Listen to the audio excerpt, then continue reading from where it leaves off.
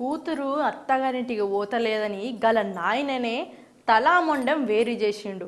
గిదైతే నంద్యాల జిల్లా పాణ్యం మండలం ఆలమూరుకు చెందిన దేవేందర్ రెడ్డి కూతురు 21 సంవత్సరాలు. ఇక గల బిడ్డ పెళ్లికి ముందే వేరటైనను ప్రేమించిందని హైదరాబాద్లో సాఫ్ట్వేర్ ఉద్యోగం చేసేటానికి ఇచ్చి పెళ్లి చేసిండు.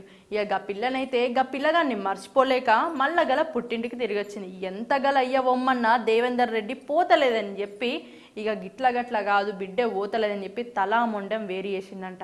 గిదేడ నన్ను ఉంటుందా, బిడ్డ పోకపోతే సర్ది చెప్పి ఇంట్లో కూర్చొని పెట్టుకోరు. ఈ పానాలు తీసుడేంది నాకు అర్థం కాదు. ఇక చచ్చిపోయినంత మాత్రాన గట్ల చంపేస్తే ఇక మీ పగలు కక్షలు తీరుతాయంటే ఎట్లా? బయటోడు గట్లనే ఉండి ఇంటోడే అట్లుంటే ఆడపిల్లలకి స్వేచ్ఛ ఏడుంటుందో నాకైతే అర్థమైతలేదు. బయటోళ్ళు గట్లనే ఉన్నారు, ఇంటోళ్ళే అట్లనే ఉన్నారు. జర మారురి ఇప్పటికైనా. జర ఆడపిల్లల్ని ఎందుకు గట్లా చేస్తురు, ఏంది కూసబెట్టి మాట్లాడరు, మీకు నచ్చలేదేమో కానీ గిసోటి తప్పులు మాత్రం చెయ్యకూడదు.